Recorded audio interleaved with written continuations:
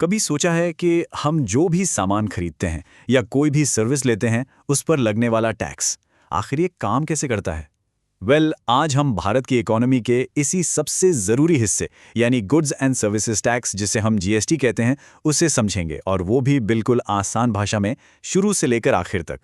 तो आज का हमारा सफर कैसा रहेगा? सबसे पहले हम देखेंगे कि जीएसटी से पहले टैक्स का सिस्टम कैसा था, मतलब क्या दिक्कतें थीं। फिर हम समझेंगे कि जीएसटी यानी एक राष्ट्र एक टैक्स का ये कॉन्सेप्ट क्या है। इसके बाद एक प्रोडक्ट की पूरी जर्नी को फॉलो करेंगे, फैक्ट्री से लेकर हम तक।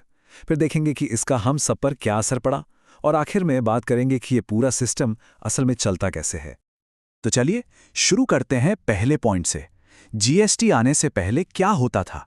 उस पुराने थोड़े उलझे हुए टैक्स सिस्टम को समझना बहुत ज़रूरी है। तभी तो पता चलेगा कि आखिर जीएसटी को लाने की ज़रूरत ही क्यों पड़ी। पुरानी टैक्स व्यवस्था की जो सबसे बड़ी प्रॉब्लम थी ना, वो थी कैस्केडिंग इफेक्ट। अब ये सुनने में बड़ा भारी शब्द लगता है, पर इसका मतलब बहुत सीधा है। टैक्स के ऊपर टैक्स। मतलब मान लीजिए एक शर्ट बनी, उस पर बनाने वाले ने टैक्स दिया।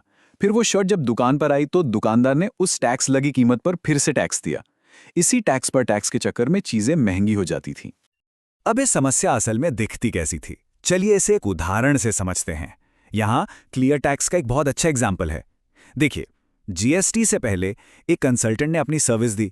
उसने सर्विस टैक्स तो लिया, लेकिन जो सामान उसने खरीदा था उस पर दिए गए वैट का क्रेडिट वो उसे वापस नहीं मिलता था। नतीजा, टैक्स का बोझ बढ़ जाता था।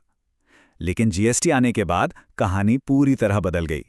तो बस इसी टैक्स पर टैक्स वाली बड़ी प्रॉब्लम को खत्म करने के लिए, और VAT, service tax, excise duty, ऐसे करीब 17 अलग अलग टैक्स को एक में मिलाने के लिए सरकार 2017 में जीएसटी लेकर आई। मकसद बिल्कुल साफ था, एक देश एक टैक्स। अच्छा, तो ये जीएसटी काम कैसे करता है?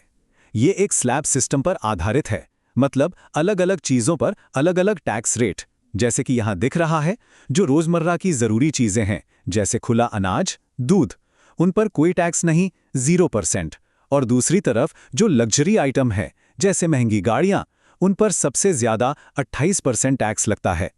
और बाकी ज्यादातर चीजें 5, 12 और 18% के स्लैब में आती हैं। अब ये टैक्स भी ना 3 तरह का होता है, और ये इस बात पर डिपेंड करता है कि सामान बिका कहाँ है। चलिए इसको भी आसान बनाते हैं। अगर कोई सामान एक ही राज्य के अंदर बिकता है, मान लीजिए दिल्ली से दिल्ली में ही, तो उस पर 2 टैक्स लगते हैं, सीजीएसटी जो केंद्र सरकार को जाता है और एसजीएसटी जो राज्य सरकार को। लेकिन अगर सामान एक राज्य से दूसरे राज्य में जाता है, जैसे दिल्ली से मुंबई, तो फिर सिर्फ एक ही टैक्स लगता है, आईजीएसटी। चलिए, अब ये थ्योरी तो हो गई। अब इसे असल में काम करते हुए देखते हैं। एक प्रोडक्ट की पूरी यात्रा को ट्रैक करते हैं, फैक्ट्री से लेकर ग्राहक तक। बजाज फाइनेंस का ये उदाहरण इसे बिल्कुल साफ कर देगा। तो इस सफर में कौन कौन है? एक मैन्युफैक्चरर है, फिर एक होलसेलर, उसके बाद रिटेलर यानी दुकानदार, और आखिर में हम यानी कंज्यूमर।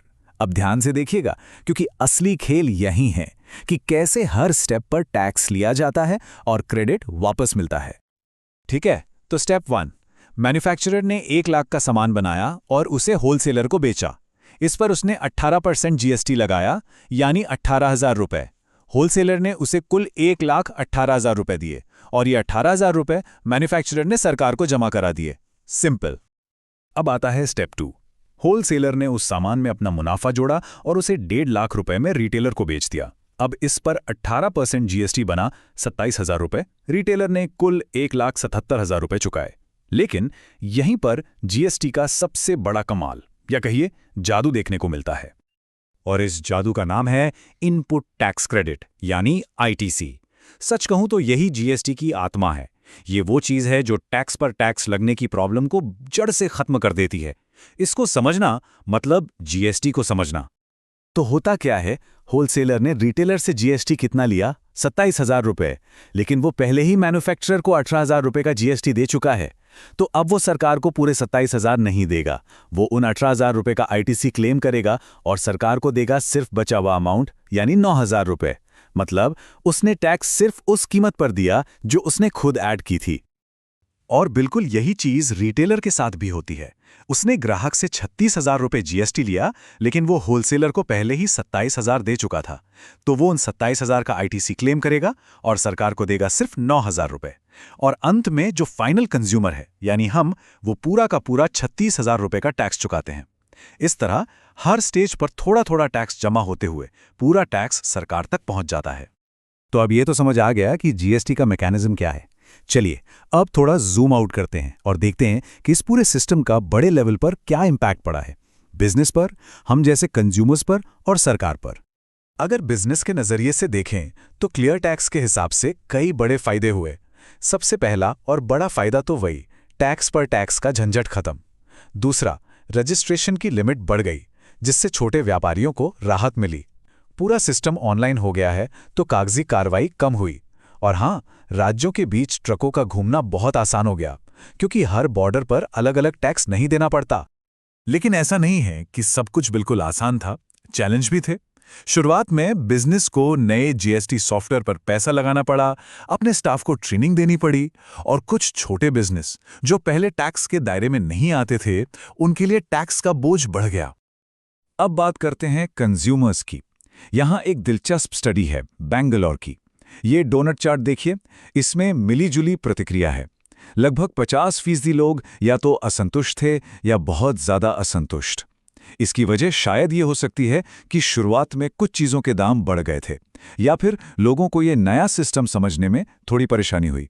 तो मतलब साफ है, ज़मीनी हकीकत हमेशा कागज़ों जैसी नहीं होती। चलिए अब इस पूरी बातचीत के आखिरी हिस्से पर आते हैं, यानी जीएसटी का प्रैक्टिकल साइड। ये रजिस्ट्रेशन, फाइलिंग, ये सब असल में होता कैसे है? तो सबसे पहले है रजिस्ट्रेशन। यहाँ एक ज़रूरी नंबर है जो पता होना चाहिए। अगर कोई बिजनेस सामान बेचता है और उसका सालाना टर्नओवर 40 लाख से ज़्यादा है तो उसे जीएसटी रजिस्ट्रेशन कराना ज़रूरी है।